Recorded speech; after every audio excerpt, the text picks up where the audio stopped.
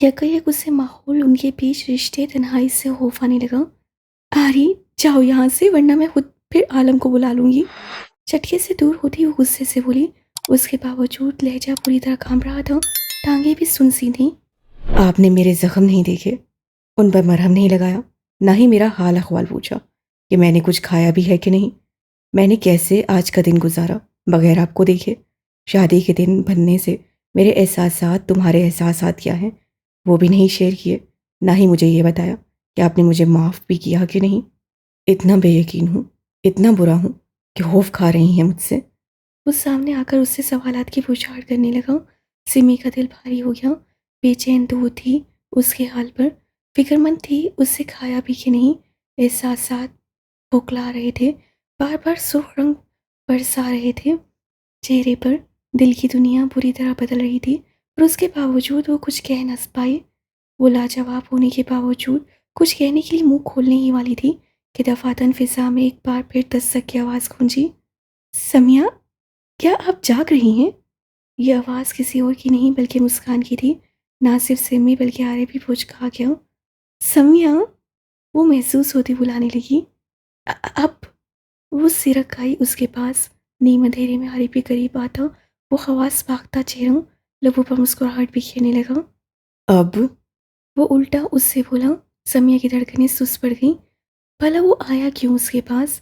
दिमाग खराब था उस इंसान का। ज़रा सा एहसास से ही घर में आलम मौजूद है, उसे भनक पड़ गई तो टांगें तोड़ देता उसकी। उसकी बहन के रूम में आने से तो शायद जान ले लेता, पर वो नादान था या जानबूझकर ये सब अंजाम दे रहा था। सिमी ने हाथ मसलते रूम में नसें दौड़ाईं। उसका दिल फुल स्पीड से भाग रहा था, जैसे पस्सियां तोड़कर बाहर आ जाएगा। तुम बाथरूम में जाओ जल्दी। दफातन उसे ख्याल आया और कहने के साथ ही उसके हाथ को पकड़कर वो खींचती हुई बाथरूम के पास लाई। आर यू श्योर चला जाओ अंदर? वो जाने किसकी तसल्ली चाहता, पर समिया के हवास पर खौफ सवार था। अगर पकड़ी जाती तो क्या हो जाता इसका। वो तो नजरें नहीं उठा पाती उसकी वजह से। हाँ प्लीज़, वो इल्तिजा करने लगी। आरिफ कंधे उचकाकर अंदर चला गया और सिमी ने आहिस्ता से डोर बंद किया। वो गहरे सांस भरकर उससे पुश टिका गई। उसके वहमो गुमान में भी नहीं था ऐसे भी दिन आएंगे। उसका हाल बुरा हो रहा था और वो तो जैसे सच का आरी दिमाग से बना गया था। सुम्मो, आई एम वेटिंग बेटा। मुस्कान की आवाज़ से उस हकीकत और होश में बैठा। हाँ, हाँ आई। वो बुकलाकर दरवाजे की जानिब भाग आई और खटके के साथ ही दरवाज़ा खोला तो सामने ही वो मुस्कुराती अपनी सुनहरी चमकती आंखों के साथ खड़ी थी।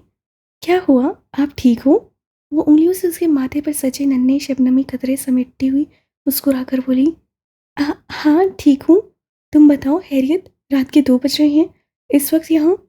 उसने बात गोल करके उससे वजह पूछी। खौफ इस कदर हावी था कि वो समझ नहीं पा रही थी कि कैसे रवैया इख्तियार करें, कैसे बर्ताव करें। पर वो अनजान थी सामने कौन सी भला खड़ी है।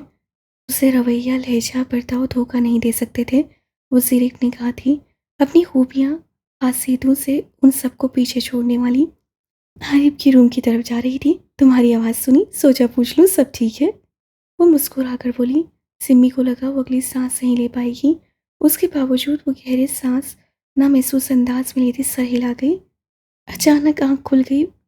वो चलो कोई बात नहीं, मैं समझ सकती हूँ, खिड़की बंद करके सो जाना। वो बड़ों की तरह हिदायत देती उसका गाल थपथपाकर वहां से जाने लगी। सिमी तो हक्का बक्का बस जाते देखती रह गई और झटके से पलट कर देखा तो वाकई खिड़की खुली हुई थी। सामने चांद अपने आबोताब से चमक रहा था। आरिफ का रूम तो नीचे है और इसका भी फिर? वो हैरान परेशान डोर बंद करके अंदर आई। कहीं इसे मालूम तो नहीं पड़ गया आरिफ? वो दिल धक से हलक में उछल आया और वो पहली आंखों से दरवाजे से पीठ लगाकर खड़ी हो गई। आरी, आरी मैं तुम्हारा क्या करूं? उसका दिल किया अपने बाल नोच ले। हर बार ऐसे हालात पैदा करता कि वो चेहरा उठा भी नहीं सकती थी। अभी उसकी बहन को मालूम पड़ गया और उनके ताल्लुक तो इतने मजबूत थे कि अगर आलम को भनक भी पड़ी आरिफ की खैर नहीं होगी। फिर खिड़की तक आना तो क्या, बेड तक जाने की भी सकत नहीं बचेगी उसमें। पर वो कहाँ पास आने वाला था। एकदम उसके हवासात पर अंदर से गिरते पानी की आवाज़ छाई। ये तो शावर की आवाज़ है, तो क्या वो बात ले रहा? आरी, शशा हरासा हड़बड़ाकर बाथरूम के पास आई। आरी की जान। दीवार पर हाथ टिकाए शॉवर के नीचे खड़ा वो मुस्कुराया। तुम शावर ले रहे हो? ये कौन सा वक्त है शावर का? तुम इस वक्त मेरे रूम में हो, कैसे शावर ले सकते हो? वो पागल होने को थी, दबे दबे लहजे में गुस्से से बोली। जितना तुमने वक्त लगाया उतने में तो बंदा शावर ले ले। शावर बंद करके वो शर्ट कंधे पर रखकर बालों में हाथ घुमाता हुआ बाथरूम के दरवाजे से नमादार हुआ। सिमी भी धक्कर पीछे हुई और हैरत से गुंग उसे देखने लगी। उसके कंधे पर शर्ट थी और वो ब्लैक पेन में टिप टिप पानी की बूंदें गिरा रहा था।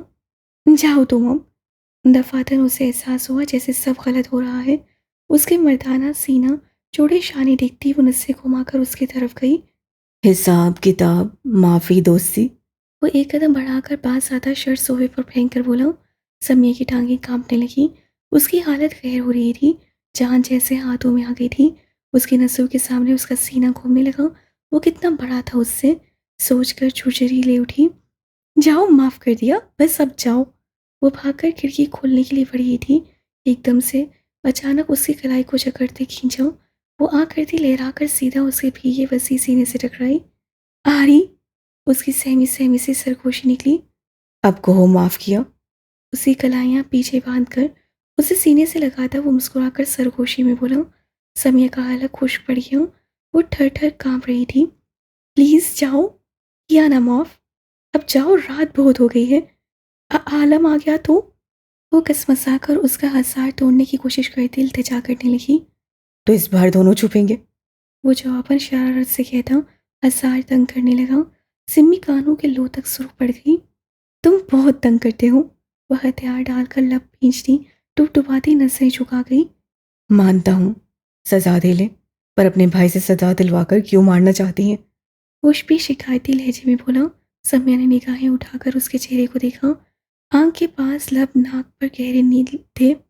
ये भी देख ले। वो अपनी गर्दन दिखाने लगा, जहाँ सफेद गर्दन पर सुर्ख नीले निशान पड़ गए थे। ये कैसे पड़े? आलम ने तो गर्दन से नहीं पकड़ा था। वो हैरान परेशान उससे गिरफ्त कमजोर होने पर हाथ छुड़वाती उंगलियां फेरी। वो लब खींचकर मुस्कुराहट छुपाने लगा। नीम अंधेरे में चांद की रोशनी के सामने उसकी उड़ी उड़ी रंगत सामने थी, जैसे खौफसदा हो। क्या उसके गर्दन पकड़ने की जरूरत है? कॉलर से पकड़ा था, सख्ती से। उसके निशान पड़ गए हैं। अभी तो कमर में दर्द है। सोफा लगा है, तोड़ दिया यार। वो उसके जख्म देख रही थी। उसे शिकायती लहजे में कहा। सिमी बेसाख्ता हंसी। तुम तो मरने की बातें करते थे ना? वो छेड़ने लगी। वो तो तुम अभी से अंदाजा लगा लो। अचानक ही झुककर उसकी गर्दन को शिद्दत से छूने की जिसारत करता वो सरगोशी में बोला। सिमी सांस रोककर उसे पीछे धकेलने लगी। ये क्या कर रहे हो? आरिफ, जाओ यहाँ से। वो उसके अचानक शिद्दत भरे लफ्ज़ से सुन पड़ गई। बता रहा हूँ, तुम्हें पाने की राह में अगर मौत भी आ जाए, घबराऊंगा नहीं सिम्मी। वो हजार तंग से तंग कर रहा था। सिम्मी को अपनी सांसें उखड़ती महसूस हुई। ये तुम मुझे मनाने आए हो? वो अभी उससे तैश के मिले जुले तासुरात से कह दी। निढाल सी उसका हसार तोड़ने की कोशिश में थी। तुम मान भी तो नहीं रही। वो हंसकर उसके गाल छूता हुआ बोला। हाँ तो जाओ, नहीं मान रही मैं। वो उससे से झटक कर हसार तोड़ती उससे दूर हुई। उसका तनफ्फुस बिखरा हुआ था, धड़कनें उसके लम्स पर उथल पुथल थी। उफ, इतना खौफजदा हो गया था सिम्मी जी, ऐसा लगा अभी आलम ने कोई खिलाफ फैसला सुनाया तो मेरी सांसें थम जाएंगी। वो बेड पर गिरता गहरा सांस भरकर बोला। उसकी वजूद की खुशबू अपनी सांसों में महसूस करता गहरी मुस्कुराहट लबों पर सजाए गहरे सांस भरने लगा। तुम भीगे हुए हो। वो बौखला कर बोली। ये क्यों सो रहा था यहाँ? उसकी हालत सोचकर बुरी होने लगी। आखिर ये दिमाग से आ रही इंसान माफी मांगने आया है या मजीद तंग करने? आप भी तो भीग चुकी हैं। उसे मायने हेजी से उसके सरापे की तरफ इशारा दिया। सिमी पुचकाकर अपना दुपट्टा दुरुस्त करती यहाँ से वहां देखने लगी। तुम जाओ, बहुत वक्त हो गया है, कुछ देर में 3 बज जाएंगे। वो जल्द अज जल्द उसे यहाँ से भगाना चाहती थी, इससे पहले दाद वहां छापा मारे। बहरहाल पहले तो हिम्मत नहीं होगी इस वक्त उसके रूम तक आने की, पर अगर फिर भी आलम को बता दिया तो? आगे सोचना मुहाल था, पर वो सरफिरा लापरवाह इंसान समझे तब ना। आपको मालूम है, मैं तो सीधा शादी की रात माफिया मांगने का प्लान बना रहा था। ये तो भला हो मेरी जान फेरी का, जिसे लंबी मीटिंग के बाद बिलाहिर खिड़की से कूद कर आने का नेक फाइनल मशवरा दिया। और दाद कमीने की बेगैरती देखें, वो मेरी खिड़कियां बाहर से लॉक कर चुका था। फिर मुझे 2 घंटे तो सिर्फ खिड़कियों को निकालने में लगे। सिम्मी जो गैर दिमागी से सुन रही थी, आखिरी बात पर उसे झटका लगा। खिड़कियों को निकालने? वो हैरत के समंदर में गोतासन होती उसके पास आई। हाँ, आप इतनी हैरान क्यों हो रही हैं? तोड़ी नहीं, सिर्फ उनके नट बोल्ट ही निकाल कर लाया हूँ। जाकर वापस लगा दूंगा। वो किस कदर रिलैक्स होकर बता रहा था। सिम्मी का तो सुनकर ही सर चकरा गया। मरहम ही लगा दें, तकलीफ बढ़ रही है। वो अपने चेहरे की तरफ इशारा देने लगा। सिम्मी लब भींच कर उसे देखने लगी। तुम जा कब रहे हो यहाँ से? वो सबसे बोली। जब आप आकर मरहम लगाएंगी जख्मों पर। वो लापरवाही से बोला। नसें छत पर टिकाई हुई थी। मुस्कान से जाकर बोलो। वो गुस्से से उसे देखने लगी। इस तरह भला कैसे कर सकता है? उसके अंदाज उसे ताव दिला रहे थे। ये काम बीवी का है। वो चिताकर बोलता उसे क्यों करिए। फिर कैसे ये बहस शुरू करे कि वो उसकी अभी बीवी नहीं बनी। देखो आरिफ, कोई आ गया तो फिर कितना मसला हो जाएगा। समझो बात को, प्लीज़ जाओ। सो मुस्कान से कहकर लगवा लेना। वो मिन्नत समाजत पर उतर आई, पर उस पर कहाँ फ़र्क पड़ने वाला था। कंधे उचका गया। सिमी ने जब से मुठियाँ भींच लीं, वरना दिल फिर से जा रहा था जाकर आलम को खुद लेकर आए। अच्छा, अगर लगा दूं तो चले जाओगे? वो हारे हुए लहजे में बोली। पक्का चला जाऊंगा। बस यही तो चाहता हूँ कि आप मरहम लगाएं, ताकि जलन कम हो जाए। उससे जिस अंदाज में कहा, सिमी का दिल धड़का। उसे एहसास हुआ शायद कुछ ज़्यादा तकलीफ है, इसलिए जिद कर रहा है। नाचार छोटे कदम उठाती हुई साइड टेबल के दराज से मरहम निकालती, बेड पर उससे कुछ फासले पर बैठी। आरिफ भी उसे देखता मुस्कुराता हुआ ऊपर खिसक आया। उसकी लहराती लंबी मोटी चोटी को देखते उसका दिल छूने के लिए उकसा रहा था, पर वो ऐसा कुछ भी करने से उसको पास रखने लगा। वो पूरी उसकी मलकियत थी, उसके पास ही आने वाली थी। ठीक से दिखाई नहीं दे रहा, लाइट जलाती हूँ। वो उसे आगाह करने लगी, पर आरिफ ने मना करना। पास आएंगी तो दिखाई देगा ना। लाइट जलाकर सबको शक पड़वाना चाहेंगी आप? उसकी बात में दम था। वो नाचार थोड़ा सा फासला मजीद कम करती, ट्यूब से मरहम उंगली पर निकालती, उसके चेहरे की तरफ बढ़ाने ही लगी थी कि बीच में ही उसकी कलाई को झटके से थामा। ये क्या है? समिया ने घूरा और उसकी गिरफ्त की तरफ इशारा दिया। ये कलाई है। इस कलाई पर मेरी गिरफ्त है। कहने के साथ ही झटका देकर अपने समेत खींचा, साथ ही तकिए पर डालते हुए उस पर झुक गया। आरी, ये सब इस बर्क रफ्तारी से किया कि वो अपने हवास बहाल न कर सकी और उसके हजार में कैद हो चुकी थी। हाँ, अब बोलो, माफ किया? उससे उसकी कलाइयाँ तकिए से लगाते हुए मुस्कुरा कर पूछा।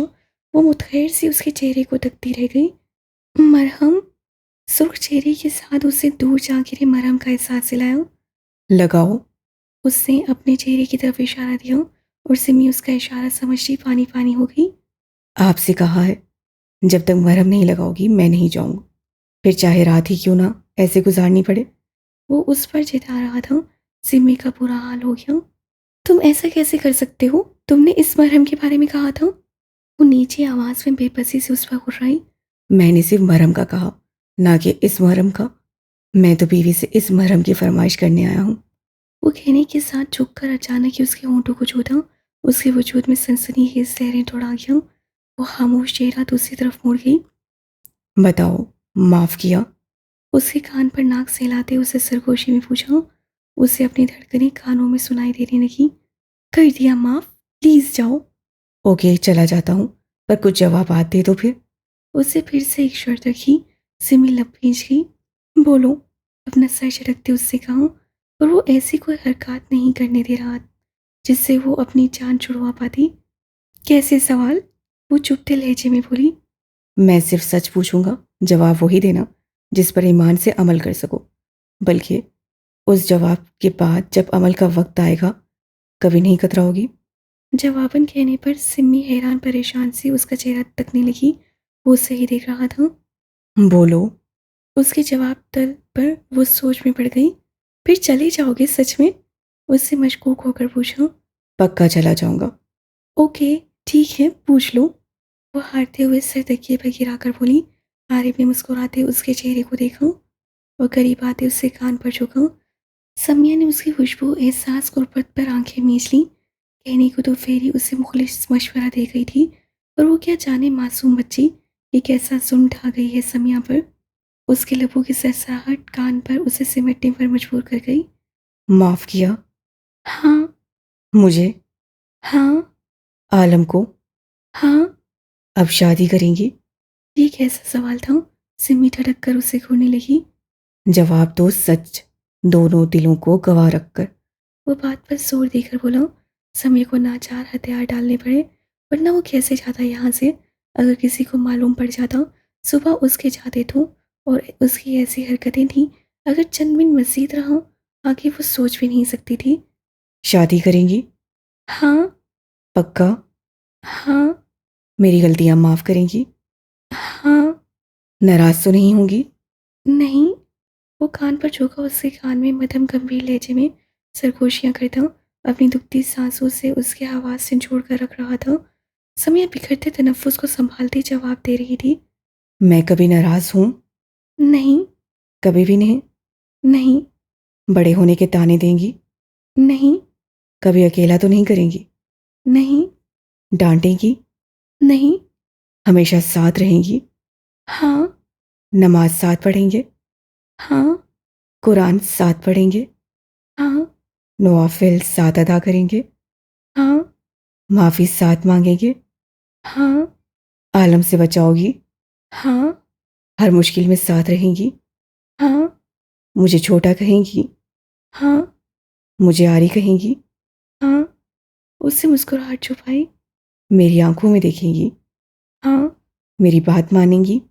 हाँ, चाय बना कर देंगी? हाँ, खाना बनाएंगी? हाँ, रात देर तक बातें करेंगी? हाँ, सुबह वक्त पर जगाएंगी? हाँ, मेरे काम करेंगी? हाँ, टाई बांधेंगी? हाँ, खाना बनाएंगी? हाँ, खाना खिलाएंगी? हाँ, प्यार करेंगी? हाँ, हमेशा करेंगी? हाँ, रोज करेंगी? हाँ, अभी करेंगी? हाँ, पक्का करेंगी? हाँ, मुझसे ज्यादा करेंगी? हाँ, मैं प्यार करूं? हाँ, हमेशा करूं? हाँ, रोज करूं? हाँ, आपसे बढ़कर करूं? हाँ, पक्का करूं? हाँ, साथ देंगी? हाँ, पक्का देंगी? हाँ, सोच लिया? हाँ, हमारे बच्चे होंगे? हाँ, हाँ। दफातन वो उसकी बेखुदी में हाँ पर मध्यम सा कहका लगा उठा। सिमी ने झटके से आंखें खोली और उसके सवालात पर गौर किया तो आवाज़ सुंचला उठे। क्या? वो चीखने लगी थी कि एकदम हद से आरिफ ने उसके मुंह पर हाथ रखा। जाहिर है न जाना, प्यार के बाद बच्चे होंगे।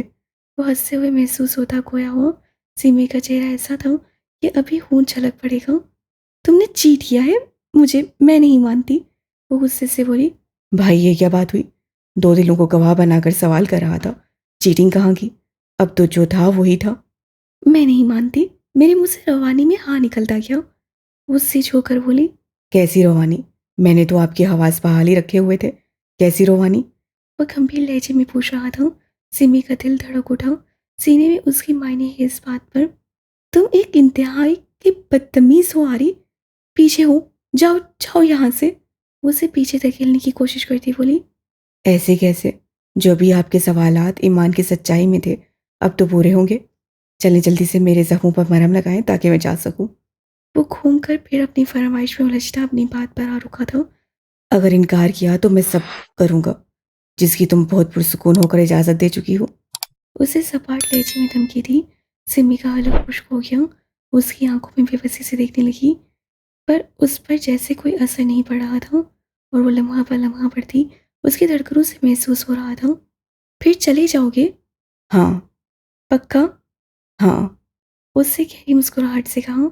जब उसके नम लबों का लम्स अपने जख्मों पर महसूस किया, बेसाख्ता बेहूद महबूद होते खुद में भींच कर वो उसके चेहरे पर बेतहाशा मोहब्बत की बरसात बरसाता, उसका तनफुस बिखारता हुआ उससे दूर हुआ। बहुत जल्दी ही एक हो जाएंगे। अब मुकम्मल तरीके से मेरी होने के लिए तैयार हैं। फिर बताऊंगा ये दिमाग से आरी इंसान कितना आरी और छोटा है। वो कहकर रुका नहीं। उसकी चोटी को लबों से छूकर जैसे आया था वैसे ही चला गया। समिया मीठी आंखों से उसकी सांसों खुशबू को खुद में महसूस करती चेहरा हाथों में छुपा गई। उससे सोचना मुखाल था, खुद बुखला ये दे रहा था। वो तस्वुर जब वो मुकम्मल उसके दस्तरस में होगी, वो चला गया था, और उसका एहसास, उसकी खुशबू, उसका लम्स सिमी के गिर्द वही तंग आसार बांधे हुए था जिससे ना वो जान छुड़वा पा रही थी, ना ही वो छोड़ रहे थे। उसके देखते ही देखते तैयारियां उरूज पर पहुंची। सिमी खामोश थी, अलबत्ता मुस्कान, नूरुलैन, हूर की खिलखिलाहटें बुलंदी उम्र थी। नूर और मिस्सी की भागदौड़ शॉपिंग की तरफ थी। आलम विलास सूख पीले सफ़ेद फूलों से सजाया जा रहा था, जिसे देखते पहली नज़र में एक सजी हुई दुल्हन का गुमान होता। पूरे सफ़ेद रोज पर सूख फूलों की बारिश की हुई थी, जैसे फूलों की चादर बिछाई हो। पर की जगमग फैंसी लाइट्स के अलावा फूलों की चादर ओढ़ी हुई थी, अंदर बाहर से घर में। और होती भी क्यों नहीं, आलम की लाडली बहन शहजादी जैसी बहन की आज शादी थी। समय ने किसी भी दूसरी रस्मों से मना कर दिया था, ना मायूं ना हल्दी हुई, डायरेक्ट मेहंदी, वो भी हुरूलैन की जिद पर, जिसमें उन्होंने जी भर कर एंजॉय किया। नूर हूर की सारी आरज़ुएं पूरी हो रही थीं। आज रुखसती थी, सबको दावत दी गई थी। शहरयार मलिक की फैमिली, साइम सैदी की फैमिली, हैदर शाह की फैमिली, हारून शाह, खसूसन जान मिर्ज़ा मदऊ किया गया था। दावत तो यावर खान को भी थी, पर दुबई होने की वजह से उसे मीटिंग में जाने के बाद फ्लाइट से लेट होना पड़ा, इसलिए उसे दोस्ताना सलूक के साथ माज़रत कर ली। उसके अलावा शुजाअत चौधरी अपनी फैमिली के साथ आए हुए थे। मुल्क के मारूफ बिजनेस टाइकून भी इस फंक्शन में मौजूद थे, जिनमें सरफहरिस्त में बहराम बहरजाद अपनी वाइफ के साथ थे। और इस फंक्शन में हादी चौहान भी अपनी वाइफ रोमाइसा के साथ आए हुए थे। फूलों की रोश पर चलती एक के बाद दूसरी बड़ी गाड़ियां आलम विला के गैराज में रुकी। वाओ! गाड़ी से निकलते ही घर की सजावट, उसकी खूबसूरती को देखते ही सुफियान के मुंह से वाह निकला। मुझे तो ऐसा फ़ील हो रहा है जैसे किसी बादशाह की सल्तनत में आ गया हूँ। आदि ने हंसे रॉयल ब्लू खूबसूरत मैक्सी में मुलविस माहिर ब्यूटिशियन के हाथों से सजी रोमाइसा की कमर में आप बाजू डालते कहा। वो दोनों महल नुमा घर को सताइश से देखते अंदर की समेत दूसरे गेट्स के साथ बढ़े। उनके पीछे ही शहरयार और बहराम बहरजाद की गाड़ियां रुकी। ब्लैक टैक्सीडो में मलबूस बहराम ने बाहर कदम रखते गाड़ी का डोर खोला।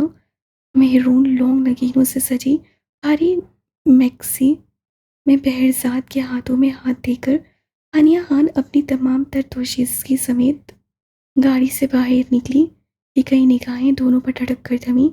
साथ ही स्याह मर्सिडीज से ब्लू फोर पीस सूट में नक्सक से तैयार शहरयार के साथ ग्रीन घेरेदार कामदार भारी फ्रॉक में मलबूस खूबसूरत बालों को पुश पर फैलाए, उसके हाथ में हाथ देकर शानों पर दुपट्टा दुरुस्त करती परी हम कदम अंदर की समेत बढ़ी। उनके पीछे ही शहरयार से मुसाफा करता बहराम बहरजाद आने को संभाले, जो 5 माह प्रेग्नेंट थी। पर वो नूरुलैन को देखने के तजस्सुस में समिया की रुखसती में जिद करके आई थी, और उसकी जिद के सामने बैरी कभी जीत पाया है जो आज उससे जीत जाता। शुजात चौधरी की गाड़ी आकर रुकी, उसके साथ ही जान मिर्जा की। दोनों बायक वक्त गाड़ियों से निकले। उसे देखकर लम्हे को शुजात चौधरी ठटका। क्या ये भी मधु था? ये शख्सियत कोई आम या छुपी हुई ना थी। शायद इसलिए ही बाहर मीडिया या रिपोर्टर एंकर्स की इतनी बड़ी रश और भीड़ थी कि उनके गार्ड से गाड़ियां छोड़कर उनकी गाड़ियों के लिए रास्ता बनाया था। जान मिर्जा एक सरसरी नजर शुजात पर डालकर लबों में हम्मा वक्त रहने वाला सिगार सुलगाते अंदर की समेत बढ़ा। उसकी बिजनेस टाइकून सईद आलम से अच्छी जान पहचान थी, इसलिए ही वो खास इन्वाइटेड था। जान पहचान तो सईद के साथ शुजात की भी थी। यहाँ आना तो अनायतुल्लाह चौधरी चाहते थे, पर उनकी तबीयत नासाजी के बायस शुजात को आना पड़ा। जान मिर्जा के पीछे ही वो फूलों भरी रोज पर भारी कदम जमा था, अंदर समेत बढ़ा। उसका मूड बहाल हो, गहरा सांस खारिज किया। खान वहाँ मधु नहीं थे। उनके पीछे ही साइम सैदी के साथ हैदर शाह की गाड़ी आकर रुकी, और उन दोनों के पायक वक्त बाहर निकलते एक दूसरे को देखकर मुस्कुराए। हैदर शाह के बेआसा नसें गाड़ी से निकलती तकवा पर ठहरी। आसमानी नीले जदीद दराज शराज के लिबास में मलबूस, सर पर हिजाब पहने वो सादगी में भी वकार और पुरजस नजर आ रही थी। ना चाहते हुए भी वो उसे देखने लगा। बेसाख्तगी पर जब एहसास हुआ, मुस्कुराकर सर झटकते उससे अपनी चूंटी के लिए डोर ओपन किया, जो जल्दी जल्दी की रट में अब अंदर बैठी अपनी ऊंची हील के स्टेप्स बंद कर रही थी, जो हाथ में उठाकर उसके साथ भागम भाग आई थी।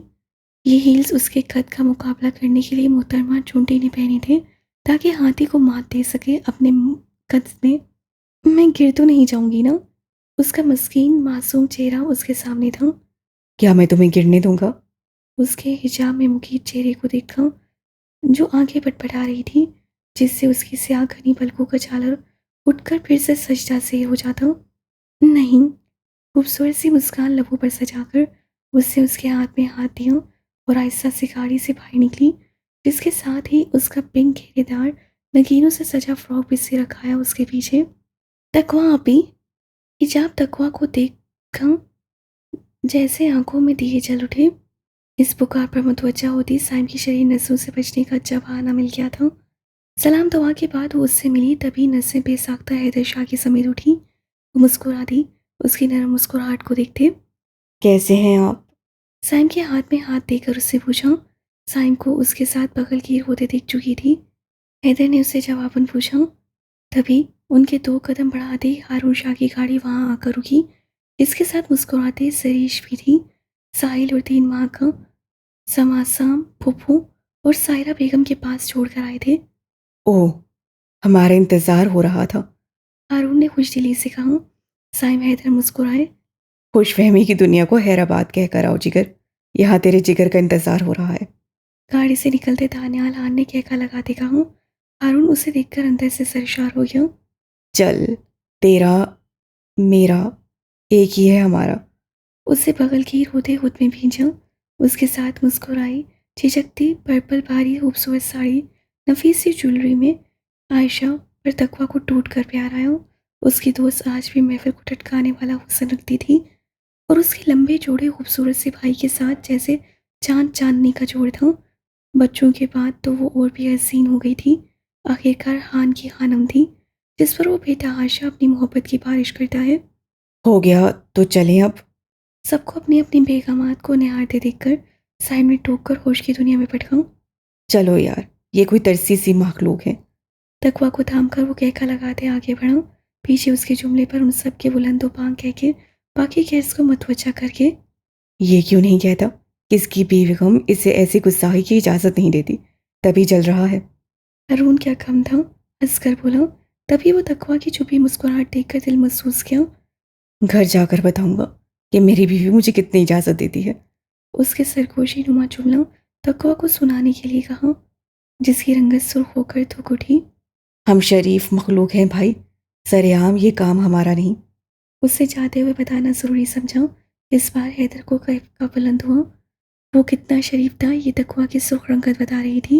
हंसी कहकों के दरमियान खान और शाहों की ये खूबसूरती से हंसी मुस्कुराती फैमिली आलम विला के अंदर दाखिल हुई, जहाँ एंट्रेंस पर एक साइड मेहमानों के इस्तकबाल के लिए नक्सक से तैयार लंबा चौड़ा वजूद लिए दाऊद अलीफ स्याह शेरवानी गले में मफलर पहने खड़ा था।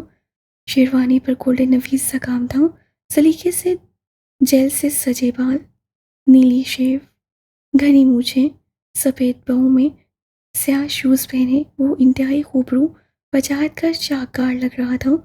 उसके सामने ही दूसरी साइड पे आज ऊंची हील में उसकी पोनी उसके हमरंग स्याह जिर्क के तराश व खराश वाली भारी साड़ी में मलबूस बालों का खूबसूरत हेयर स्टाइल बनाए, लबों पर सुर्ख डीप रंग की लिपस्टिक लगाए, नफीस सी डायमंड की ज्वेलरी पहने खड़ी थी। दांत की बेताब नसें बार बार भटक कर उस पर जा रही थीं, पर बीच में फिर से मेहमान आते उसे मूड करक कर जाते। वैसे आज दिल चाह रहा था कि उसमें खो जाए। वो जिस तरह सजी सवरी खड़ी थी, अपनी दोस्तों के साथ खिलखिलाती उसके होश उड़ा रही थी, उसे अपना आप निकम्मा सा लगा। बस दिल चाह छोड़ छाड़ कर सब उसके पास पहुंच जाए और उसे छुपा ले खुद में। उसका गैर मामूली हुस्न आज हशर बर्पा कर रहा था। उसका हुस्न जैसे सारे माहौल पर सहरदारी कर रहा था, पर उससे शहर में ज़्यादा देर वो जकड़ नहीं सक रहा। जब साइम के कहके पर उसे मुतवज्जा होना पड़ा, नूरुलैन लेडीज़ को वेलकम कर रही थी और सामने दाऊद मेल्स को। अंदर पूरा लॉन्ज मेहमानों से भरा हुआ था। खाने का इंतज़ाम लॉन में एक साइड किया गया था। यहाँ फंक्शन लिहाज से सजावट थी। एक तरफ खूबसूरत फैंसी लाइट्स, फूलों से सजा हार्ट शेप स्टेज बना हुआ था। आलम और आरिफ किसी बैंक्वेट को बुक करवाना चाहते थे, पर सिमी की जिद के साथ ये से होना चाहिए, पर उसके बावजूद भी पूर्ण मुस्कान ने ये सब अपनी तरफ से करवा लिया था। फिर उन सबको मधु करते देख कर आलम, दाऊद, आरिफ ने अपने फ्रेंड्स को भी लगे हाथों इनवाइट कर लिया। उसके साथ आलम ने अपने खास दोस्त को स्पेशली इनवाइट किया, जो कि मामा अपने शरीफे सफ़र ले आया था। गालिब नज़र के सामने हुस्न और जमाल था। मोहसिन वो बशर जो खुद में सरापाए कमाल था। हमने फराज ऐसा कोई देखा नहीं था। ऐसा लगा वसी कि वो कटड़ी में लाल था। अब मीर क्या बयान करे उसकी नज़ाकत। हम फैज़ उसे छू न सके ये मलाल था। उसको कमर जो देखा तो हैरान रह गए। ए दाग तेरी गज़ल था वो बेमिसाल था। इकबाल तेरी शायरी है जैसे बाकमाल। वो भी जिगर के लफ्ज़ों का पुरकैफ चाल था। बिल्कुल तुम्हारे गीतों जैसा था वो कतील। यानी रज़ा, ये सच है कि वो सवाल था। एंट्रेंस खाली देखकर वो मोहब्बत पाश नजरों से नूर को देखते गुनगुनाया। पहले वो झोंकी, फिर कदर छीन कर उसके बेबाक नजरों पर सिमट गई। आज तुम्हारी हील बुरी नहीं लग रही, बस दिल कर रहा है यूं ही पास आ जाओ, ताकि कुछ शरारतें कुछ साहियाँ हम बिर सर अंजाम देकर तुम्हारे हुस्न को हराज तहसीन पेश करें। वो चुस्त में उसके पास पहुंचकर सरगोशी में यहाँ वहाँ देखता गुनगुनाया। नूरुलैन सुर्ख मुतखैर हो गई। बदतमीजी न करें दाद, काफ़ी नसें हम पटी हैं, कुछ शर्म कर ले, मुझ पर नवाजिश होगी। उसे गुस्से से दबे लहजे में गैस की समेत मतवजा कराना चाहो। नवाजिश ही तो करना चाहता हूँ तुम पर। क्या होता अगर तुम बैक साइड पर आ जाओ? वो उससे कहता अचानक संजीदा होकर वहां से हटा। नूरुलैन के तो हाथों के तोते उड़ गए। वो हैरान परेशान उसे गैस के साथ मुसाफा करते बैक गार्डन की तरफ जाते देखकर लब कुचलने लगी। वो पों पटक कर तकवा हिजाब बाकियों के समेत आई ही थी जब हाथों में मौजूद मोबाइल पर उसकी कॉल आने लगी। दाऊद भाई की कॉल है। उसे इग्नोर करते देखकर हिजाब में लब दबाए पूछा और नूर के सुख चेहरे से नजरें हटाकर आयशा से बातें करने लगी। जाकर देख लो। तकवा उसके फूले गाल पर हाथ रखकर कहती वो ब्राइडल रूम समेत चली गई। जा रही थी। नून ने जैसे खुद को पावर करवाया और गुस्से से सुर्ख बैक साइड मन मन भर के कदम उठाए आई। यहाँ डोर के पास भी चंद एक कपल्स खड़े थे। उसकी सांसें खुश्क हो गईं। शहरयार, जान, बहराम मलिक और अपने दोस्तों से बातों में मसरूफ थे। वो आहिस्ता से डोर धकेल कर अंदर आई। उसकी धड़कनें ज़ेरो ज़बर थीं, जबकि सर्दी में भी माथे पर नन्हे नन्हे कतरे नुमादार हुए थे। दांत, वो उसको ढूंढने लगी। पूरे घर के साथ गार्डन को भी नफीस फैंसी लाइटों से सजाया गया था। दरख्त, फूलों, स्टैचूज में लाइट्स लगी हुई थीं। फिजा की लहर लहर में फूलों की महकती खुशबू थी, जिनमें सबसे ज़्यादा रात की रानी की थी। उसकी जैसे सांसें महकने लगी। माहौल ऐसा था कि उसका अंग अंग सरशार हो गया। सामने नीले पूल के पानी में लहरों में झूमते चांद को देखती वो महफूज से कदम उठाकर उसके पास आकर खड़ी हुई। चांद के साथ अब चांदनी में अपना अक्स वाज़ेह महफूज कर देने वाला था कि वो भी खामोशी से खुद को देखने लगी। मौन उसके अक्स के साथ ही दूसरा अक्स सुमादार हुआ। उसकी रेंगती उंगलियां अपनी कमर पर महसूस करते उसे सिमट कर आंखें मूंद ली हया से। कुछ याद आया? उसकी पुश अपने सीने से लगाते उसे झटके से करीब किया। नूरुलैन उसके परफ्यूम की खुशबू माहौल की मशहूर कर देने वाली फसूखेज खुशबू में कहाँ अपने हवास बहाल रख पा रही थी। बोलो। उसे खामोश पाकर उसके शाने से वाल सिरकाकर वहां पर अपने लब रखे उसका लम्स महसूस करती वो गहरा सांस भर कर रह गई। हाँ, वो बामुश्किल बोल पाई थी और कतरा कर वहां से जाने लगी थी कि एकदम ही झटका देते दांत ने खींचकर उसकी पुश दीवार से लगाई और पलक झपकते उसकी दोनों कलाइयां दीवार से कैद की। क्या हो गया है दांत? वहाँ हमारा सब इंतजार कर रहे होंगे। सिम्मी आप भी कुछ स्टेज पर लाना। वो अभी मजीद झुंझला कर बोली, तभी उसने उसके सुर्ख चादर ओढ़े हया से कांपते लबों पर हाथ रखा। जानता हूँ इंतज़ार कर रहे होंगे, साथ नज़रों ही नज़रों में सब अपनी बेगमाह से प्यार भी कर रहे होंगे। ये तो रब का मुझ पर रहम होता है कि हर बार मुझे अमली मोहब्बत जताने का मौका फराहम कर देता है, और ये सुनहरी खूबसूरत मौका मैं लोगों के इंतज़ार की नज़र नहीं कर सकता। वो गंभीर भोजल आवाज में कहता, सजे सवरे नगोश को देखता, तरस से होंठों को देखने लगा। पहले यहाँ तुम एक अलिफ की नफ़रत में आई थी, तब हजार जब के पहाड़ दिल पर बिठाए भी किस तरह बहक कर मोहब्बत जताई थी। पर अब तुम यहाँ दो अलिफ की मोहब्बत में आई हो, तो तुम्हारे हुस्न कदम को खराज तहसीन पेश करना इस दीवाने का फ़र्ज़ नहीं जुनून होना चाहिए। उसके कुछ भी कहने से पहले वो कहता उस पर साया से बन गया और शर्माए चांद के सामने अपनी चोरी पुश कर ली। नूर बचाए किसी मजम्मत के। इस पर शर्माए घबराई उस हराजे तहसीन को दिल से अपना हक समझकर वसूलने लगी।